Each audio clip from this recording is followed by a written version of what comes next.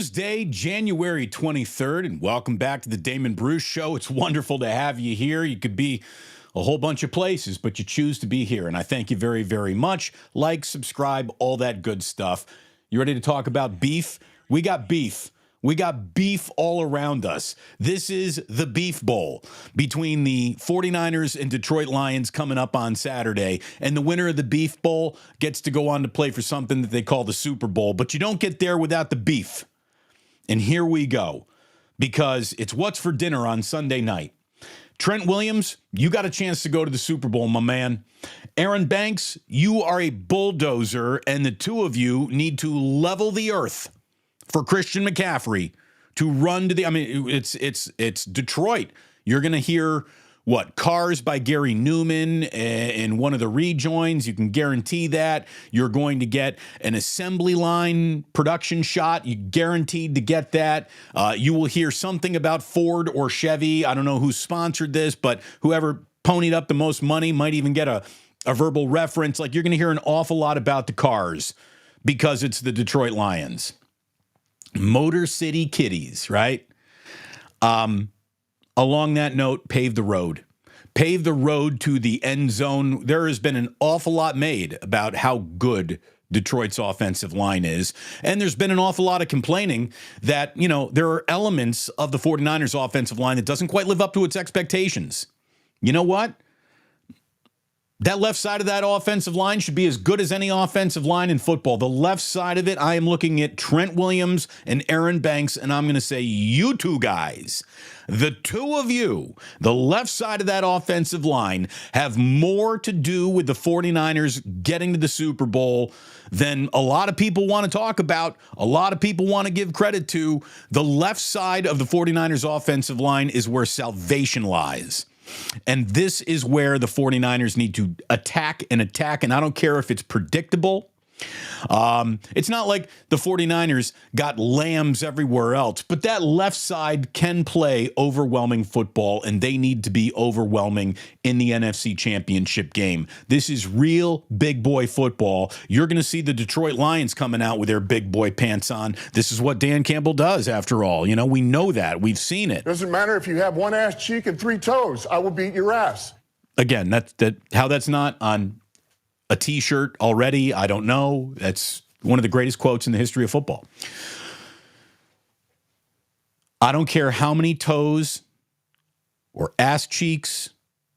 I don't care how many kneecaps the 49ers see. They got to be the one biting kneecaps. They need to be the aggressor. They need to be the line that is setting the tone of the game. And when it comes to beef, there's beef on both sides of the line that we need to talk about.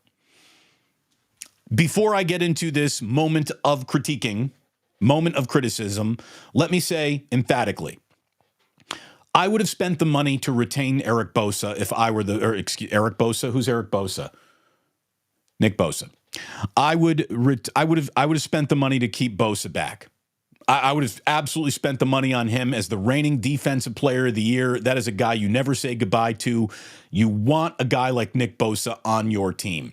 You have to have a guy like Nick Bosa on your team, given the fact the league is just, awash with really good offensive linemen. You need someone who can beat these guys, and Nick Bosa beats offensive linemen in front of him with more regularity than some statistics show, including the granddaddy statistic of them all for defensive ends, edge rushers, whatever you want to call them, the sack. Nick Bosa, and look, there is so much more going on in a game of football than just sacking a quarterback.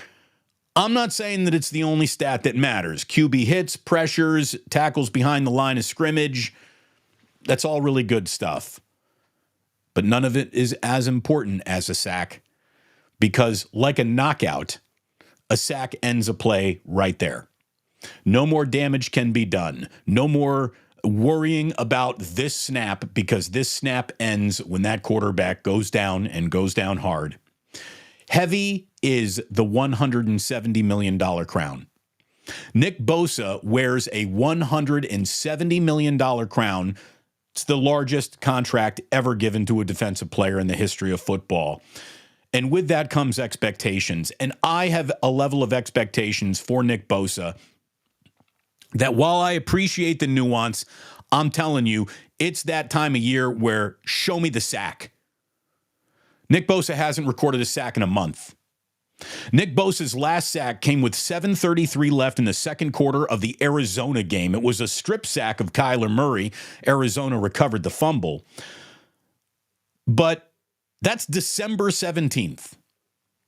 Nick Bosa has not recorded a sack since December 17th. He is too good to not have a sack between Christmas and Martin Luther King Day, with the highest leverage games of the year being played. Nick Bosa, it's time to get home, brother. It's time to cash in on the highest paycheck ever given to a defensive player.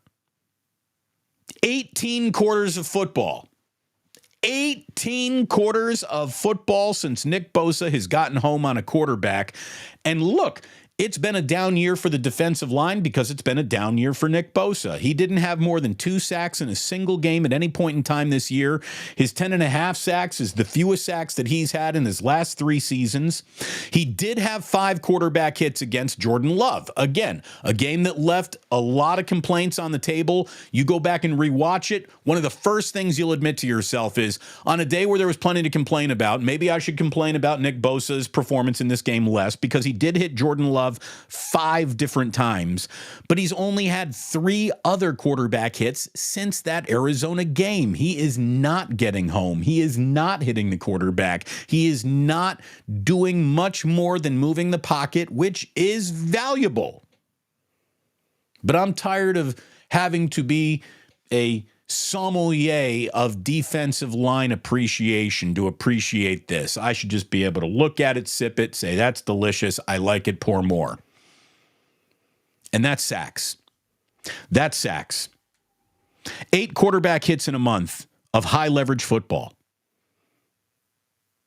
That's what he's had in his last month. 8 quarterback hits, 0 sacks in the highest leverage football games of the entire season. And so it's time for more. It is time for more from Nick Bosa. And I'm going to tell you right now, it's time to officially wake up the Buckeye boys. Like, you guys upset that Michigan got a win over the Buckeyes again? You upset that the Wolverines are the national champs? Get over it. Chase Young, it's time for you to do something. And it's not just time for you to do something for the 49ers. It's time for you to do something for your own career. Like, we talk about walk years and contract years being great, powerful motivators. Well, Chase Young has not done much in a 49ers uniform, to the point where I'm telling you right now, 49ers aren't bringing him back. So Chase Young is not only trying to help the Niners win something huge this year, but he's also auditioning for where he's going to play next year. This guy, since putting on a 49ers uniform, Chase Young has 10 total tackles, 5 of them solo, and he has 1 sack. But that 1 sack is a bit of an illusion because he hasn't recorded an entire sack on his own in any one 49er game. He had a half a sack against Arizona and a half a sack against Baltimore. Chase Young, you're a physical specimen. But your get off, your bend, your speed, all the words you hear the defensive end and edge rusher sommeliers continue to talk about throughout the tasting menu. 3 total quarterback hits. 3 total quarterback hits. I have 0. He only has 3. He needs more.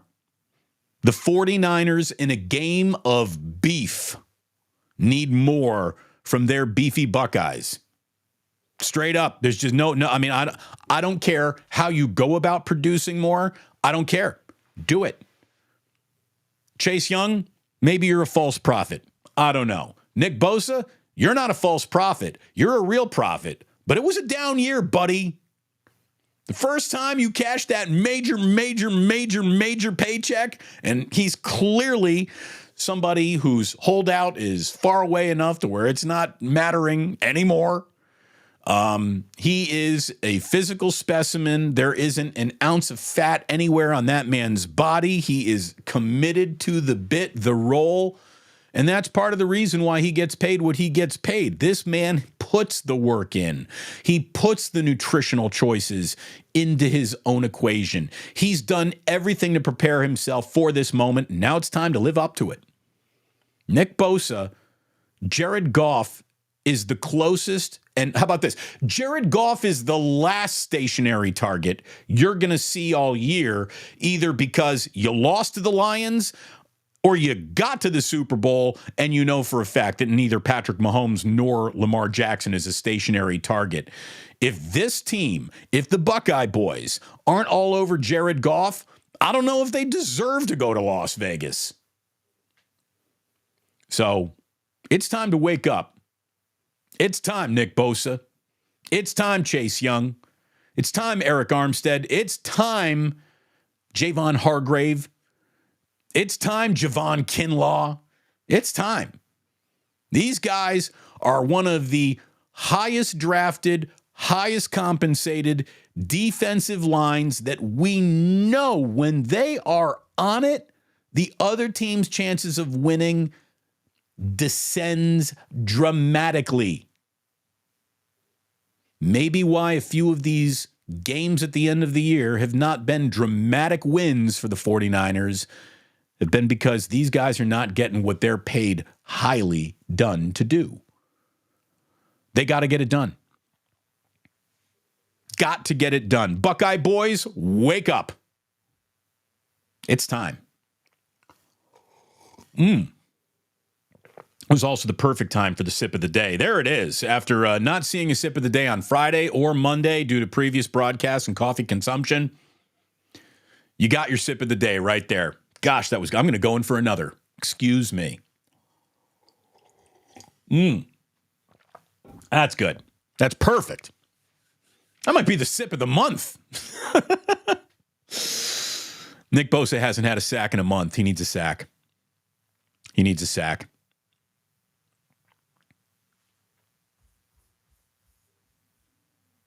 I see the postman asking a question. Is Bosa playing too many snaps in the regular season? His fuel tank might be running low. Nope. No.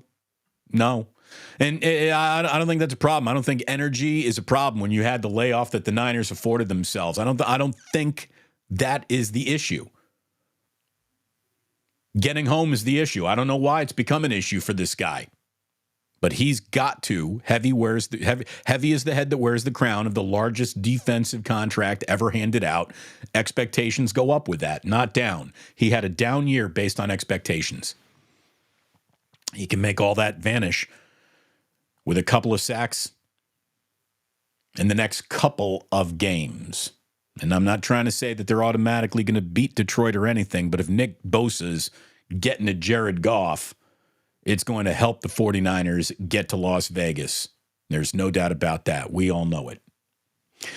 I want to thank a guy who's absolutely going to help me get to Las Vegas because last night I officially got the call from Ike saying, dude, if the Niners are going, you're coming on out here too.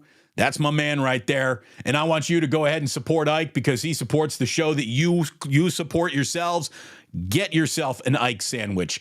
Order on his app. Download it. Go ahead.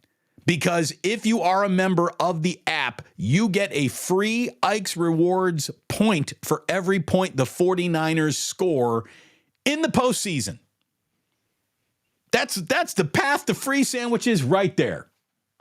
So you go ahead, download that Ike's Reward app. Think about Ike's for lunch, whether you're doing it for yourself, your family. If you're at the office, Ike's Catering is a great way to make that entire office lunch hour much happier than it would be had you ordered from somewhere else. If you're in the sandwich business, get into the business with Ike. I want to tell you that if you're in the business of making some plays in the big coming weeks ahead in terms of wagering, mybookie.ag. Use promo code Damon when you sign up. You'll be very, very happy that you did because you get a 50% deposit match up to $1,000. I'm going to tell you, if you got a barking knee, a bad hip, if you got a bad shoulder, and you're thinking of maybe agreeing to a full-on or partial replacement with surgery, go see Dr. Paul Hughes before you do that. His cellular replacement therapy is changing medicine in real time. Orthopedicsurgeries.com. If you want to avoid an orthopedic surgery. He sponsors Postgame and Damon, but he's been so good to us, we want to give him some love and some run. And because we give our friends love and run, Uncle Boys, hello, we love you too.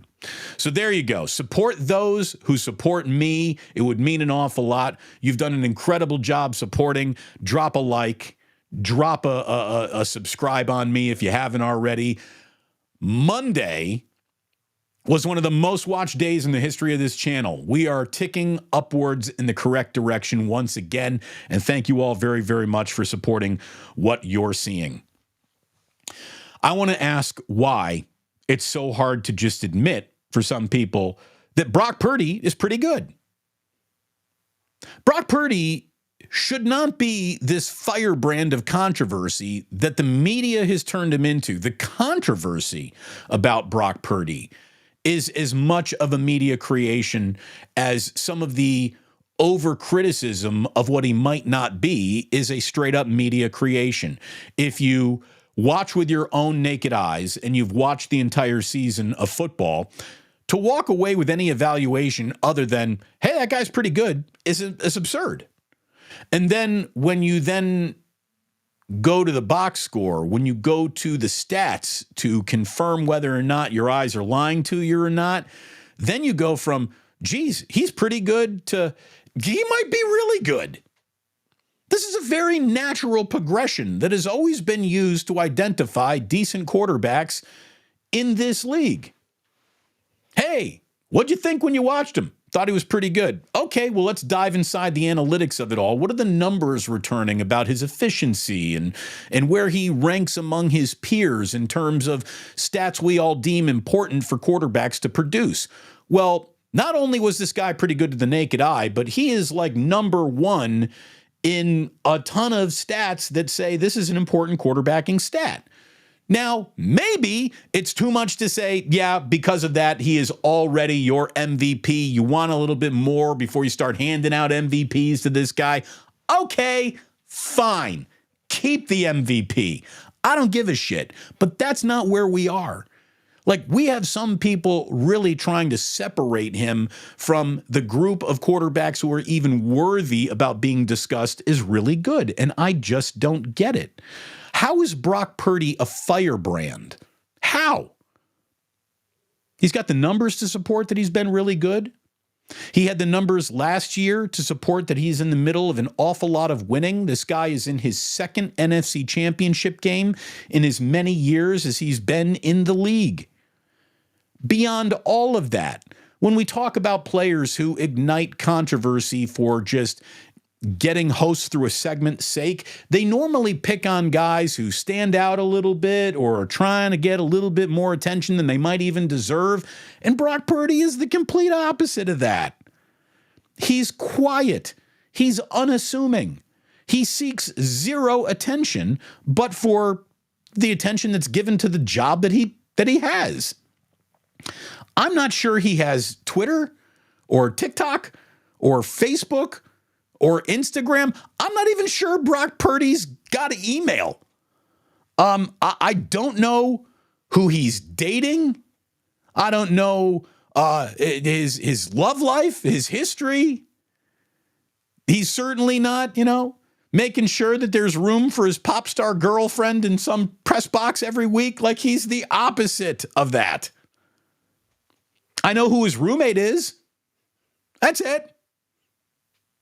It's Nick Zackel. Okay. I know who his roommate is. There's nothing to hate about Brock Purdy other than the circular conversation that people continue to have around him. And because it's a circle, it never stops. It's ridiculous. He's pretty good. He's pretty good in a lot of situations he's been in. There have been other situations where maybe it wasn't as good. And you know what? We see these quarterbacks in these situations all the time.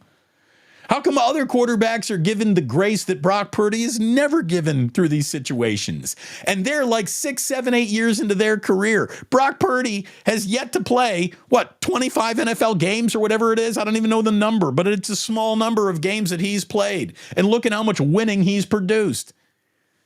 It's crazy. And what's also just an absolute sign of the times. This is a sign of the times. In my entire life covering sports, there has never been a situation where a story like this was dismissed from just the great story that it is.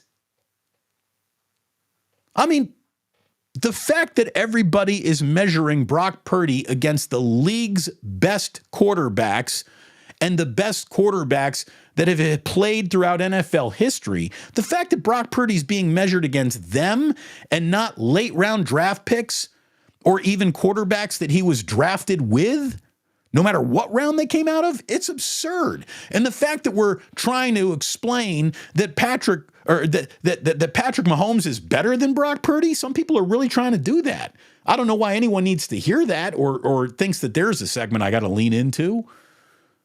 Of course Patrick Mahomes is better. Of course he is.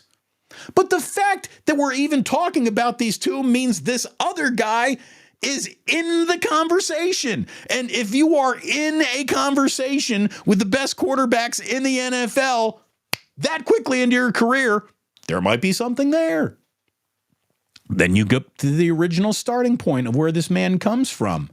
Stories like this used to be celebrated, not used as cannon fodder to just describe what he isn't. Guys like Brock Purdy, stories like Brock Purdy's used to be celebrated. Now they're only greeted with suspicion and predisposed opinions. Like, I've never thought much of Mr. Irrelevant, so I'm not going to think much of him now.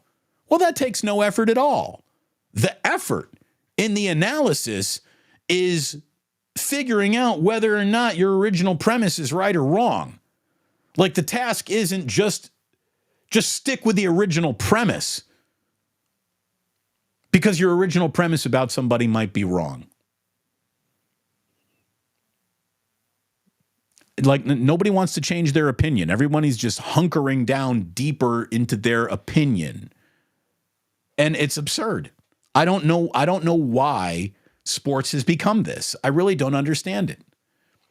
Stories like Purdy's, rare as they are, used to be celebrated with a decent to sometimes great amount of fanfare. It seems like the media is angry. It even has to discuss a player like Brock Purdy. Like, this guy should be a 7,000 word column for every single writer in America. This is a great story. There's nothing about this that doesn't drip with great story. Why are so many people mad at it? I don't get it. Now, let's say, you're one of them biased agenda guys who were counting training camp interceptions as if they were interceptions in the fourth quarter of a Super Bowl, and you're breathlessly covering what he isn't in situations that really don't mean much. Well, look at where he is again. Again, this guy is in the NFC Championship game. And you should move on from your original premise of he might not be good enough at this point in time. If you got to be dragged through a floor of broken glass to just be like, he's pretty good. He might not be as good as everyone who thinks he could be an MVP is saying, but he's definitely not a middle of the pack quarterback. He is better than that. And there are some who can't even say that. It's just nuts. I don't get it. I don't get it. Maybe there's just too many people. How about this? Not everyone's voice was meant to be heard. But this isn't just anonymous yahoos tweeting. These are like paid for NFL analysis analysts at the network level. Like former players some of them still don't know what they're seeing, or they're pretending for the sake of the whatever program they're on that they don't see. I don't get it. I just do not get it. One of the greatest stories of all time is happening. Do you want to cover it as it's actually happening, or you just want to stick with your opinions that, it's still not good enough? A lot of people are just sticking with those. I just don't get it.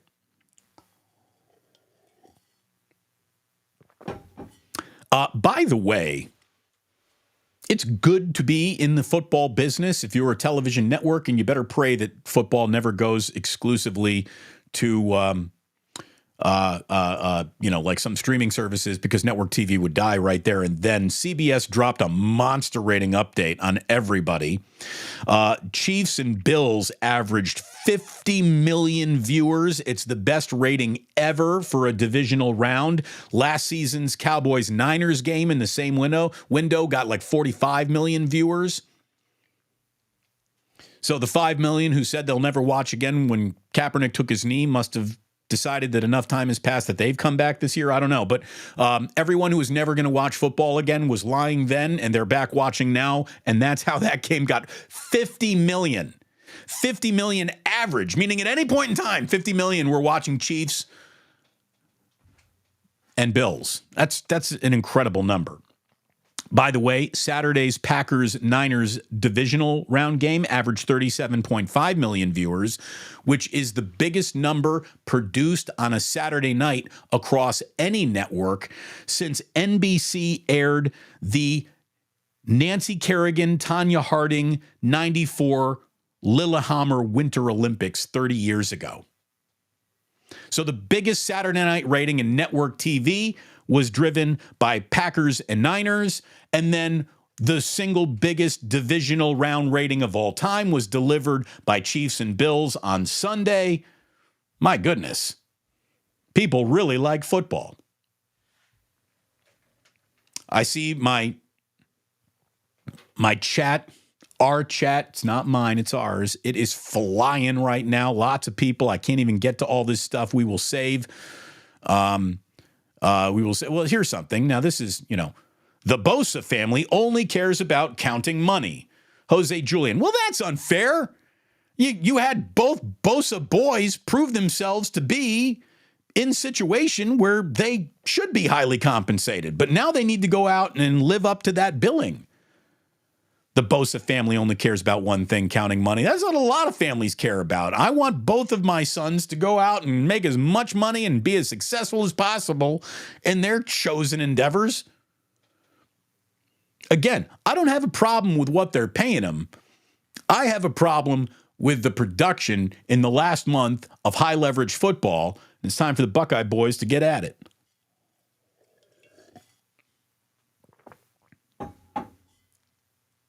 All right. So we will hop into the chat here in just a little bit. We'll do some Club Plusin.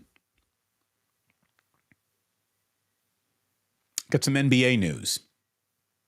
Now, we're not going to stay in the NBA long. We're going to get back into the chat, and we're going to get back into the NFL, obviously. But Joel Embiid had a career-high 70 against the Spurs, and there's no blowing holes in a 70-point game. Like, that's a monster night of basketball, no matter how it happens. He also had 18 rebounds, 5 assists, and 1 turnover. But I had to open up the box score because with any Joel Embiid point total, my first question is always, well, how many free throws was he given that night? Not how many free throws did he earn, how many was he given? Because NFL or NBA officials give Joel Embiid a level of free throws that borders on absurd almost every game he plays. He was 24 of 41 from the floor, but he was 21 of 23 from the free throw line.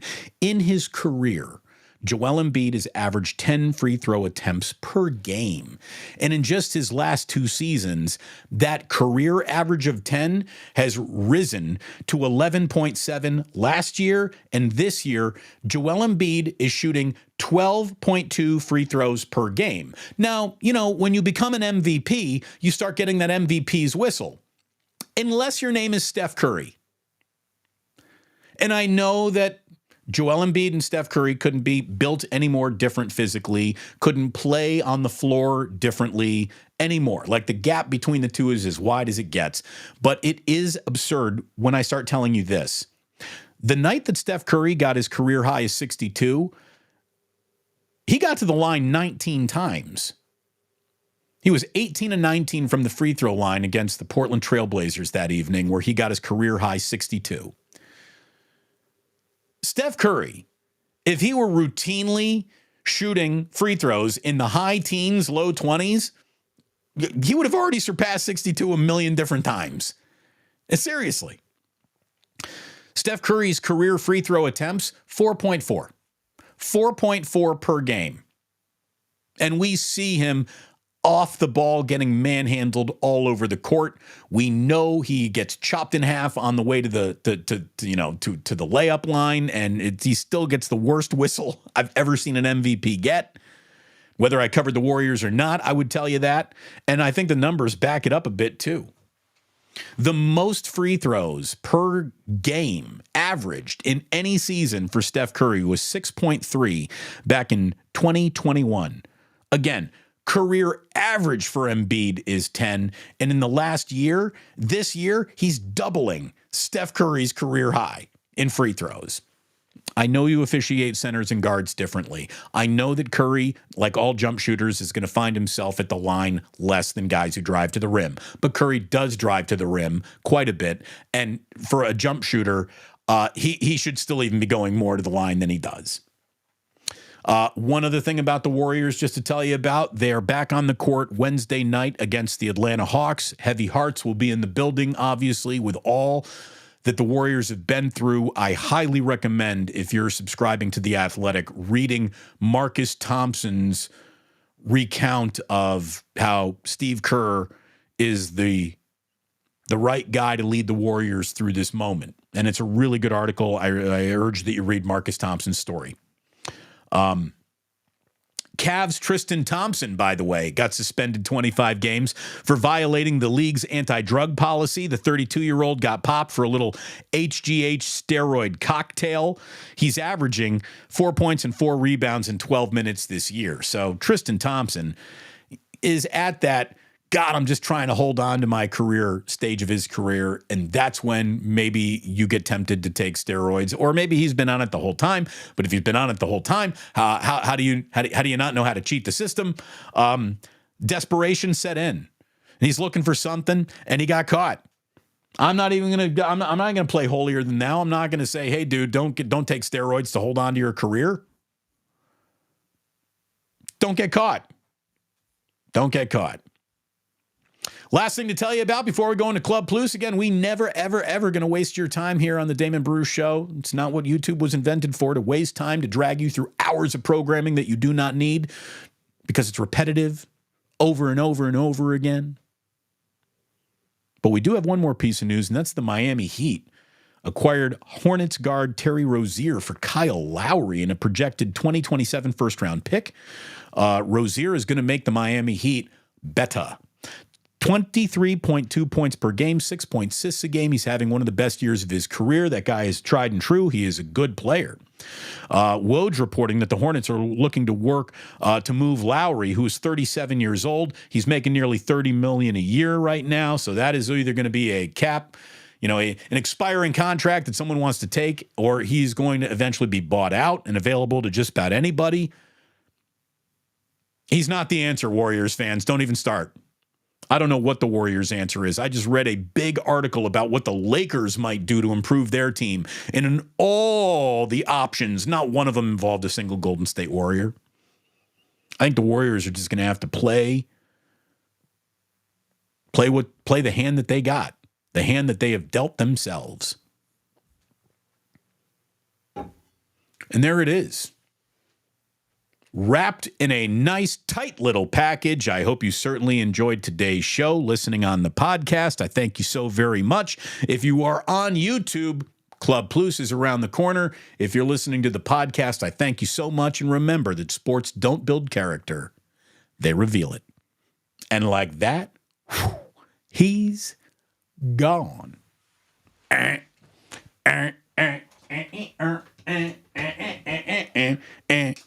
What's funny is Jack has now seen Madagascar, and he loves King Julian.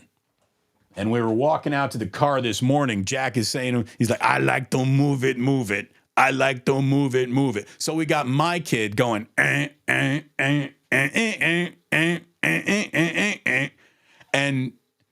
I guess apples don't fall far from the tree because his dad, like every Monday through Friday, is like, I like King Julian too. I got to tell you got to sit through a lot of kids' movies at my age. Madagascar isn't too bad. Madagascar 3, the 3D one, isn't too bad. The Madagascar was the second one is the worst one of them all. My power ranking for Madagascars might be 3, 1, 2. We watched another kids movie the other day that bordered, not just bordered on entertaining me and Jillian, but like it was actually pretty good. Mitchells versus the Machines.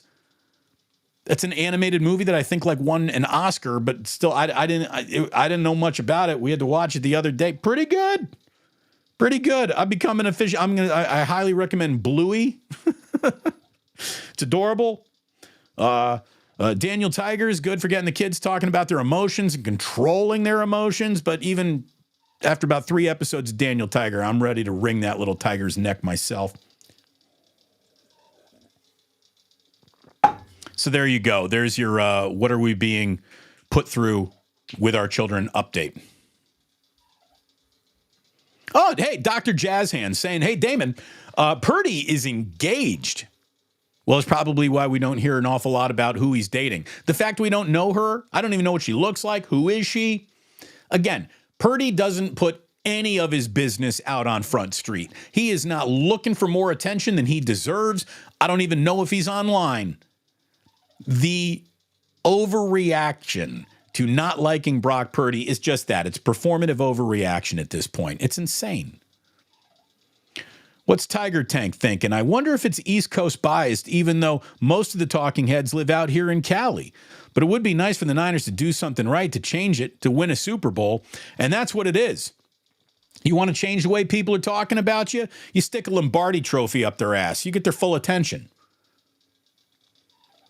Excessive 03. Thank you very much, brother. Putting $5 in the JJ Raider ganja jar.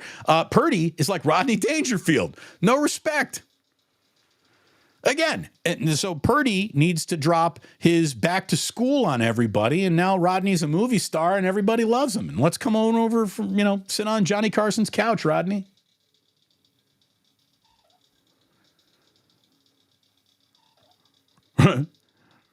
Rob D. But he's not Josh Allen. Dude, what's this? I saw, what was his name? Sean O'Hara was talking about how there's no scenario where he wouldn't want Josh Allen over Patrick Mahomes. Like, dude, quit trying so hard. Or like, how about this? Stop sticking to the script that the producer handed you to get through this segment. You're being made a fool of. Josh Allen is a really, really good quarterback. Better than Patrick Mahomes? What are you, smoking meth? Seriously. Come on.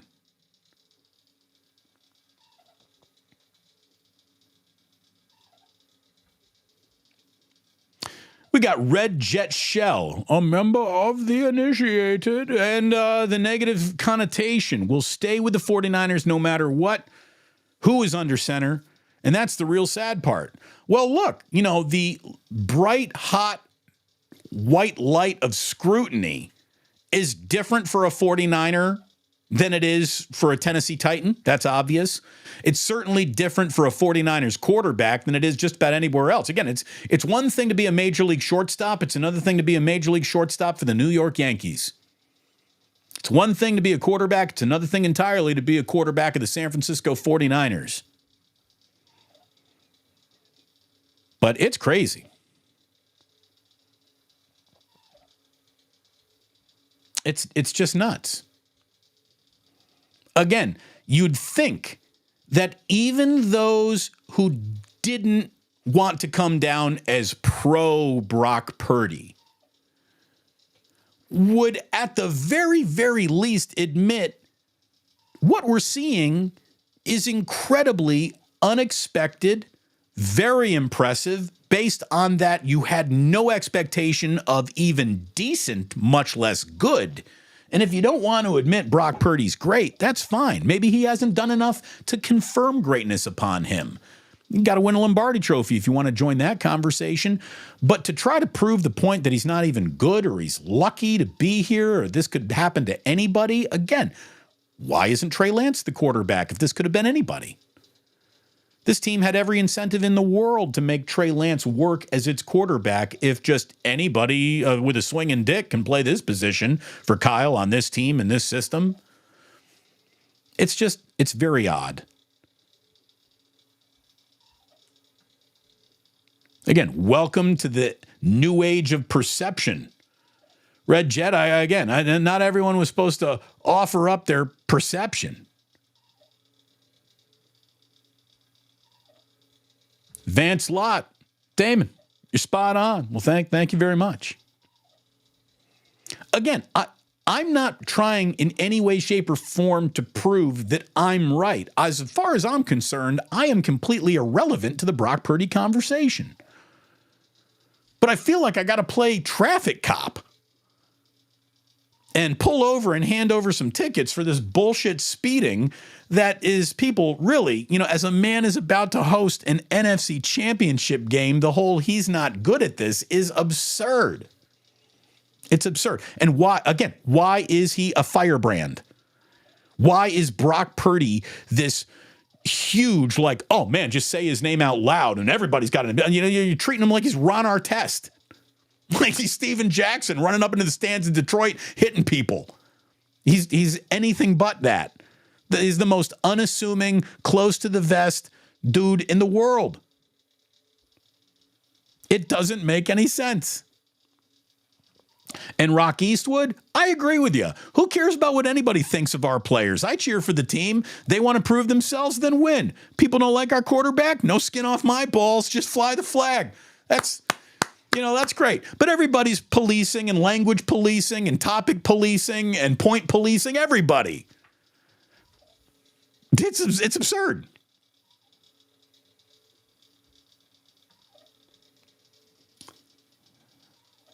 DRG ITV 616. I feel like this is an eye chart test. Get a better name for yourself.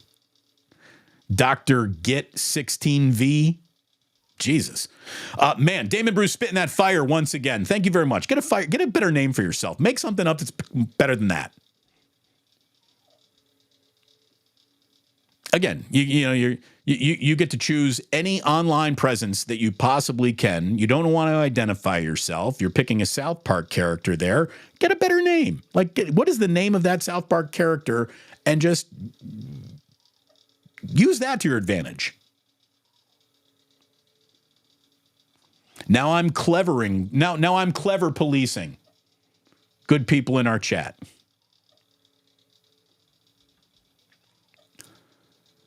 Tony Privet says Purdy is the embodiment of greatness. I mean, he's not even that. He's not even that. Purdy is not the embodiment of greatness, but he's certainly the frame of a great story to tell. Why is everyone trying to say they know how this ends before it actually ends? I don't get it.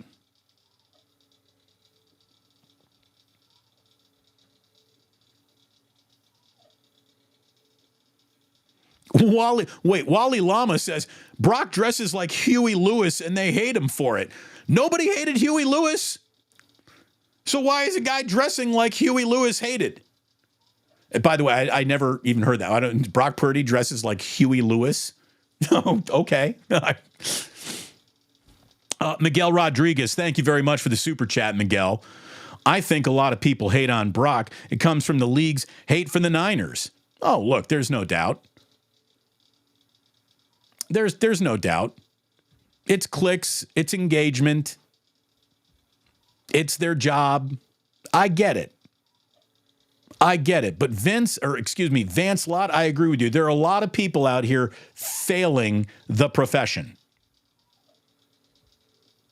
I don't get it. Rob D says Ryan Clark told on himself. I don't. Someone tried to say to me on Twitter this morning, like Ryan Clark had been pro Purdy all year long, but now he's walking all that back to be, I don't like Purdy, or he's not as good as I claimed he was, or I've been lying all year. I don't know. All I can tell you is that thank you for letting us know that you will change whatever horse you're riding for the sake of a segment. And I'm going to value your opinion less than I ever did. I didn't put much stock in it before, and I'm going to put even less stock in it now. Consistency is something that you should demand. And not consistency to the point of, I'm so consistent, I'm never going to change my opinion no matter what data points are presented to me. That's not consistent. That's negligence. But be consistent. And don't read the script your producer hands you. Which is why I'm glad to not be anywhere where anyone's trying to hand me a script. That's the beauty of being here. That is the beauty of being over here. There's nobody telling me what to do, what to say. Not that anyone ever did or could. But now no one even, the opportunity to even whisper into my ear a direction you'd like the show to be heading in doesn't exist anymore.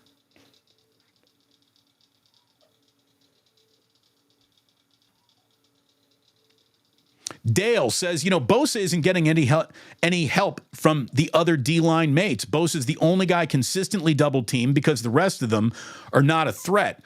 Again, those other guys got to get off then. If Bosa's occupying double teams, and honestly, I've been watching, it's not like he's getting double-teamed to death. He's not. He's not.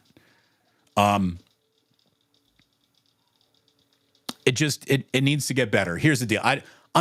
No one else is the highest paid defensive player in football on that defensive line. Heavy is the crown.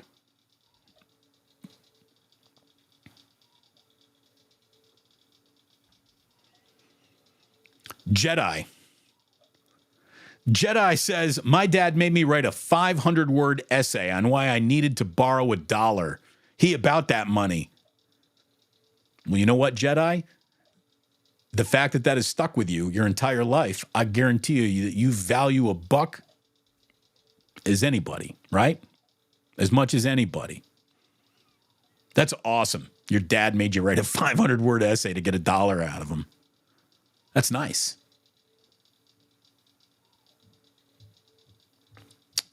All right.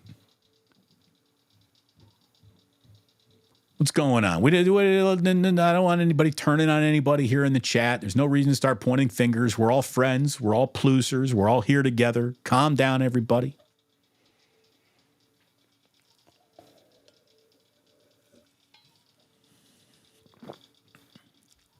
Otis Bird III. Always great to see Otis. He says Steve Kerr really is the right coach for this team. For those that want him out, it's hard to have real conversations with them. Well, here's the thing. If you want to say that Steve Kerr was maybe the better coach for the team he had than the team he has, there's a basketball conversation to be had in there. But Steve Kerr is the right guy to guide any group of people through something tragic, something painful. Steve Kerr understands tragic and pain. It's happened in his own life, and he's he's one of the best communicators I've ever seen in sports. And to have a guy who can communicate to his team that it's all right to be hurt by this, it's okay to cry hard, is fine. I like Steve Kerr an awful lot. I don't like some of the lineup choices that he makes, but to for any Warriors fan to be quick to want to get rid of this guy, it means you have no appreciation of history and what he has done for this team. And I honestly don't think that you could replace Steve Kerr with anyone who would get Klay Thompson out of his funk, who would get Andrew Wiggins to have his nuts drop and actually play like a grown man, to get this team back into a time machine to recapture the magic.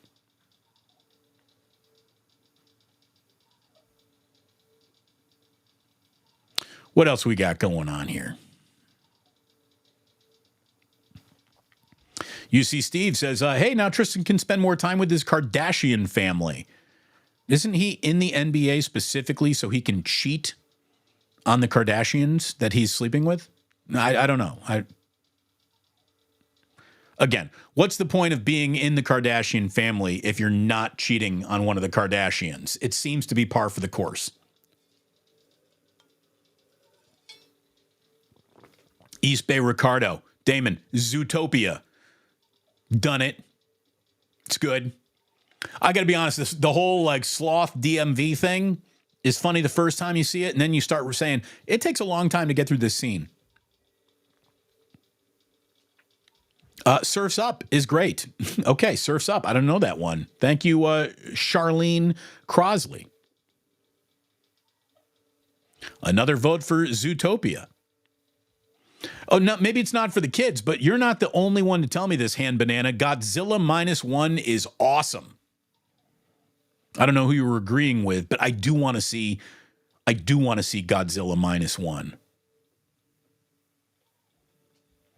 Texas Niner. Damon, props. You have quality content, sir. Thank you. Well, thank you very much. I'm glad you dig. I'm glad you're picking up what we're laying down, brother. Spread the word. Spread the word. Word of mouth advertising is the best advertising there is. Damon Bruce, Dad of the Year. Wring that little tiger's neck. Dude, Daniel Tiger. Again, some of it's adorable, and then you start saying to yourself, God, Daniel Tiger's a pussy. Leave Daniel Tiger alone. Hold on. Jillian, get in here. Leave Daniel Tiger alone, honey. Leave Daniel Tiger alone. Do you really want to go up and watch 9 episodes in a row of Daniel Tiger? Does that make your day better in any way, shape, or form? No, but, I mean, actually, maybe. Bluey and Daniel Tiger are good influence. Bluey's, I endorse Bluey. Yeah. Daniel Tiger wears on my nerves after about 3-4 episodes. We both agree Mitchell versus the Machines. Oh, so good. Pretty good. Elemental. Elemental was really good. That was, it didn't do well at the box office, and a lot of people, like the woke go broke crowd, had a lot to attack in Elemental because Elemental is about interracial relationships, but they use elements to determine, like fire and water weren't supposed to be together, but they're in love, but it's really good. It's actually really, really good. Don't spoilers. Come on. Sorry. Anything else you want to recommend, honey? Kids wise? Yes.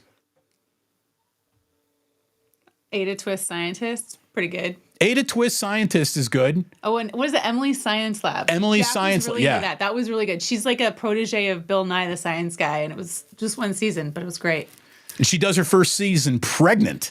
Well, it's only one season, so yeah. Oh, got canceled already? Oh, yeah. Storybots. Okay. Storybots. I could go on. I'm out. Happy Tuesday, Plusers. There she is. That's a walk-off. Good to see you, Jillian. Too, honey. So, what do we got here? Michael Diaz, Damon and I replayed your Quackers take yesterday about 20 times. Oh, God, thank you very much. What else we got going on here today? Rita, Damon, keep up the great podcast. Well, thank you very much. Rita, keep downloading them, and I will. The podcast is approaching 200,000 downloads. Again, a small, humble number for some. For me, I think it's a pretty good start.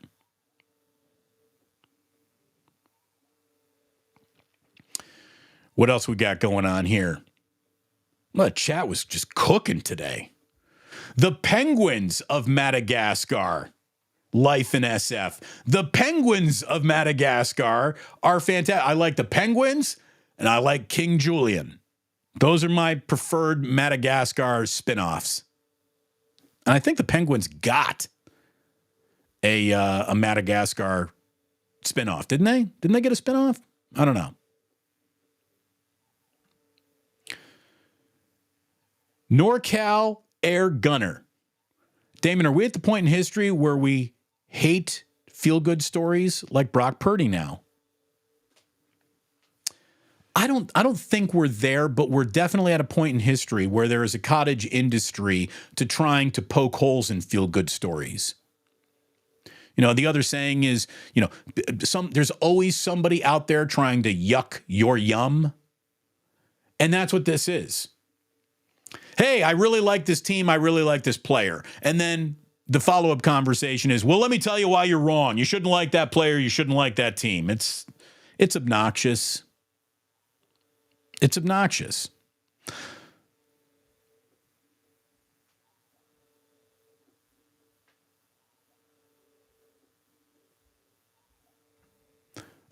We got Randy Elite Daytona. You know, Huey Lewis didn't dress any different than anyone else who came before him.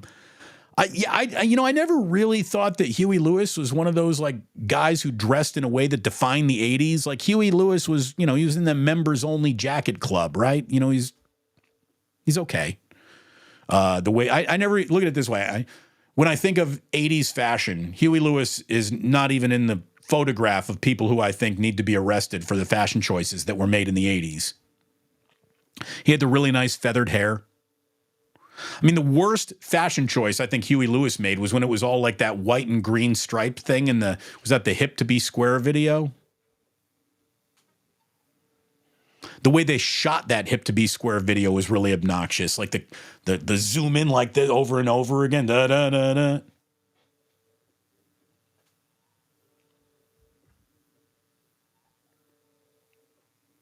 Ryan Clark is mad that the Steelers lost. Maybe that's it. Philip Don, Michael Johnson Thomas. So according to these Purdy detractors, it's no longer hip to be square? I guess not. I'll say this again about my 4-year-old's great taste in entertainment. When he leans forward and tells me, like, Dad, what song is that? What is that? It's usually a good song. It's like the kind of song that you want your kid to be like, who the fuck is that? He does that with Zeppelin an awful lot. He's done that with AC/DC. Like, Jack likes hard rock. And we were in the car the other day, and The Power of Love by Huey Lewis came on. And you know what? The Power of Love is a good song, man. It wasn't an accident that even in the movie Back to the Future, instead of going with Back in Time as its lead song, they went with Power of Love.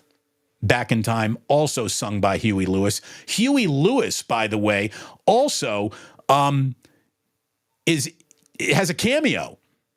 He is part of Marty McFly's very early Battle of the Bands high school audition. So Huey Lewis has a cameo. I had no idea that we were going to be talking about Huey Lewis as much as we talked about Huey Lewis today. What a welcome situation. By the way, I think we got a new member of the Initiated. Unfortunately, it has passed me. Oh, no, there it is. Brian Henry. Brian Henry, welcome to the Initiated. You'll be hearing from Sports Bane soon. Possibly. I don't know. I'm not actually a sports bane. I can't control what the man says. But I do believe there are exclusive videos for members to enjoy.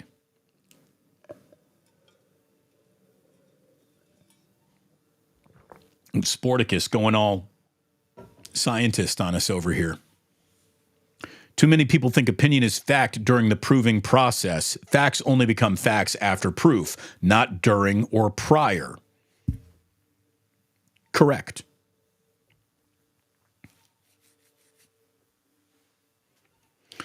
Oh, Dale is sharing a little something that he picked up, I guess. Again, I'm not seeing any of this right now because I'm over here talking to you. I'm not online right now, except for the fact that I'm actually online right now talking to you. But the Chargers and Jim Harbaugh in striking distance to getting a deal done for him to be head coach, according to Mike Garofalo. All right. I thought that the Harbaugh and the Charger job lined up. He's got a quarterback that he can play with. He's got a defense that he can improve. And he's got an owner that he can bully. What can the Spanoses tell him? Nothing. Harbaugh back in the NFL. I'm here for it.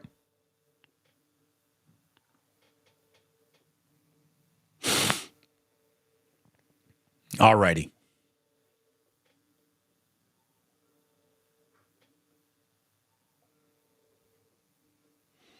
Chuck Lee, I'm going to push back here a little bit, says, Brock is the white hope that people nowadays don't like. Anti-Brock I'm not here for the anti. They're like, oh, there's an agenda. No. I don't think his race, I don't think his religion have anything to do with it. I think it's about his draft position. That's it. He was drafted in the spot where nobody placed a single bet on him. And now that bet is coming in, everyone wants to explain why I never bet on it or something. It's just really weird. It's really weird. And I want to say this also, since I use the word woke, a lot of people, like to me, I think I have the single best definition of woke that no one uses. And there's no doubt that the concept of woke has been completely bastardized and co-opted by people who are not good people. To me, I don't think that there's anyone out there who would argue with a common phrase that is, walk a mile in that man's shoes. Walk a mile in that person's shoes before you pass judgment, And I think everyone would agree with that. To me, woke is just asking the question, how did this person get those shoes? That's all it is. Understanding what put the person into the shoes you wouldn't rather walk in. That is where the conversation should have begun and ended. That's what it means to me. I also fully reject the whole it's tough being a white person. It's not. Let's stop. Let's stop. It's tough being a white person these days. Unless you sign up to trade it, no. I'm not here for any of that. I'm not here for feeling bad about who you are. I'm not here for people looking for sympathy or victimhood. Bite your bottom lip, work harder. Your life will get better.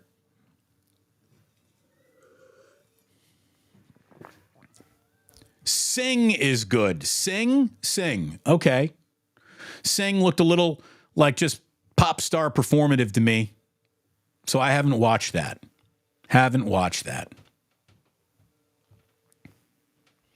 Instead of talking children's movies, Baron Red, who's now SF Indigo Co., says When Evil Lurks is the best horror movie of 2023. We had a whole bunch of Oscar noms today, right? Didn't the Oscar list come out? I saw that everybody's up in arms that the only real big category that Barbie took was Ken got nominated for an Oscar. Chalk went up for the patriarchy, I guess, after all. Hey, look, I saw Barbie in the movie theater. My wife and mom both wanted to go see it. I'm like, yeah, I'll go to see Barbie. I liked Barbie. Very clever. The star of that movie was the production design. Greta Gerwig, is that the name of the director? She should have totally got a Best Director nod. Did she not? I don't know. I haven't even looked, but it seems to be what I picked up just browsing the internet. But again, as I said before, being angry that Barbie is pro women in charge is like being angry that the movie Jaws keeps on talking about a shark. It's what do you think we're doing here? You know what I don't like? I don't like that Saving Private Ryan was about World War II. Maybe it's not the movie for you then.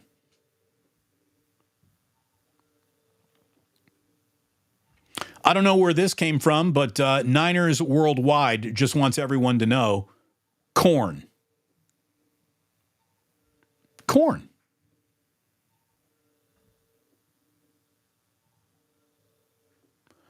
Elemental was good. Good call, Jillian.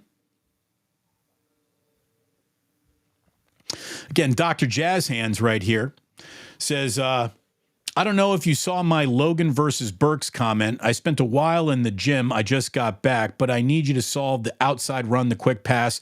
Statue Goff will be throwing it quick. I didn't see the original comment, but get to Jared Goff.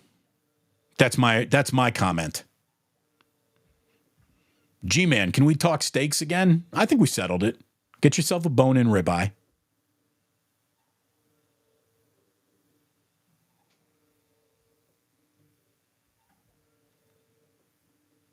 Reggie, she's so cute. It's awesome how Damon blushed. I tell you, I love my wife. I really do. I get excited around her. Poor woman.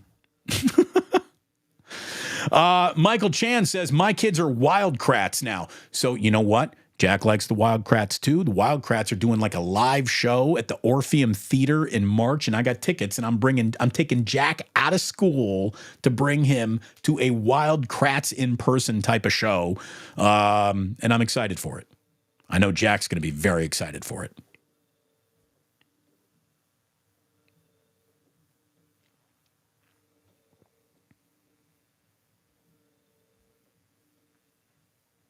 All right, kids. Is this Mr. Damon's Neighborhood? I'll tell you, you go back and you watch some old Mr. Rogers' Neighborhood. The world needs more Mr. Rogers. Mr. Rogers wouldn't tolerate this Brock Purdy slander. He'd tell you, hey, why don't you be nicer to people as they're really working hard and doing good? Again, Doc, we're not trying to disrespect the name, but Jasprit Daher, we go with Dr. Jazz Hands. I'll say you're the best salesman I know. I was in the gym wanting wine and Ike's. Download that app. Yeah, you got an Ike's in Las Vegas. You should be downloading that app. Hell yeah.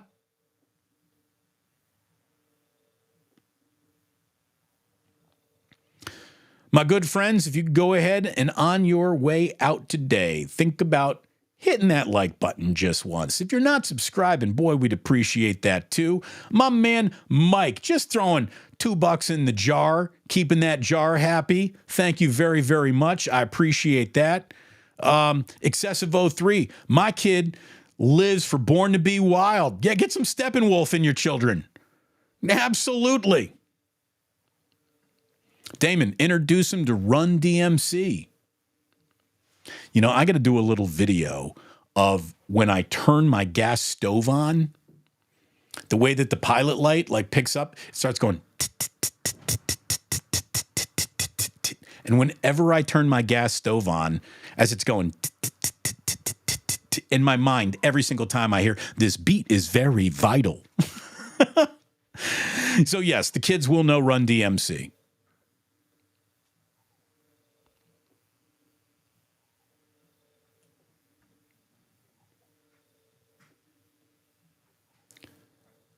Damon, not going to lie, I didn't know the American classic songs and movies. I was born in India. Now I made a list of albums and movies to listen to last night. I wanted Big Lebowski. I watched Big Lebowski for the first time.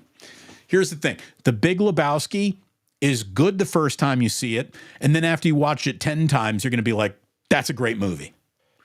There's an awful lot of things that you missed the first time around in The Big Lebowski. It's a rewatch. It's a great movie, but it gets better with age. It really does. And you're right about this.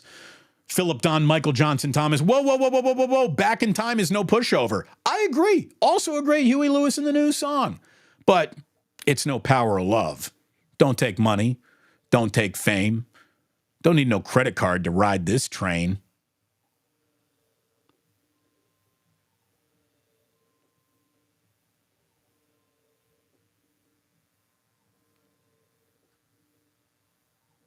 All right, kids. This was a fun show today. This was a good show today. You were all fantastic today. Like what I see out of you. Got a little love from Moana. Yeah, we got. Dude, we got Moana. Thank you. Or what is it? Oh no, you're welcome. That's not thank you. It's you're welcome or whatever that the rock song is there. Yeah, we've seen enough Moana.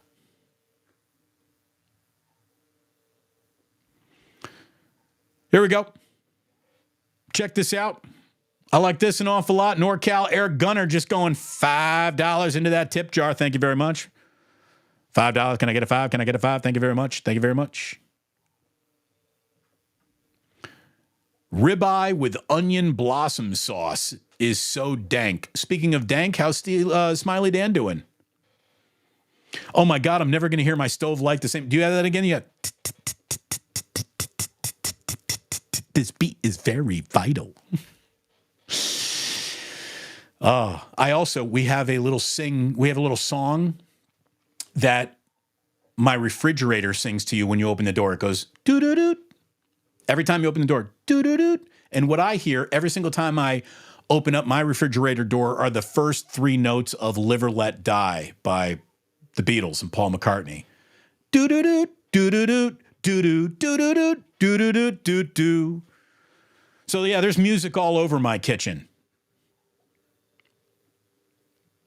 And Nacho would like to officially welcome Dr. Jazz Hands. You're officially American now. Big Lebowski. That's it. We're not gonna ask you to memorize the Pledge of Allegiance or anything like that. Just watch the Big Lebowski 3 times, and you're an American. It's official.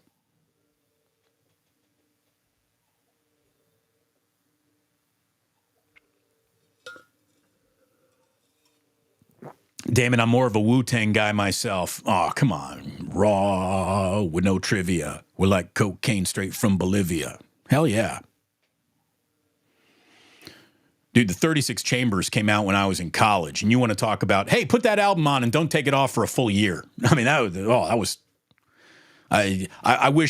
wish you could have been around to be there on day 1 of 36 Chambers. The first time you heard Old Dirty Bastard, you were like, what the fuck is this guy on? This is incredible.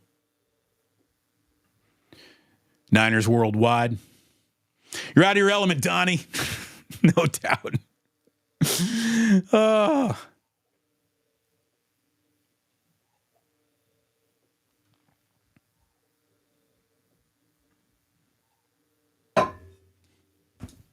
Wu-Tang. Wu-Tang. Wu-Tang Investments, one of the funniest skits in the history of the Chappelle Show. Diversify your bonds. Ritual de Habitual, that college album from me, yeah, had some serious Perry Farrell going on. Excessive 03 asks a legitimate question. How stoned is Damon around his house that he thinks all of his appliances are playing music? Hey, man, I can just pick up a beat anywhere. And I think that this is the best way to end today's show. Wu-Tang Clan ain't nothing to fuck with. It's just a warning for everybody. Wu-Tang forever. Racial Draft, an incredible Chappelle episode. No doubt about it. And hey, everybody Wang Chung tonight. Everybody Wang Chung tonight. What are you doing tonight? Wang Chungin'? Everybody Wang Chung tonight. And everybody, thank you so much for watching. Hit a like, hit a subscribe, hit a notify on your way out, and please do remember that you don't have to go home. This beat is very vital. You just can't stay here.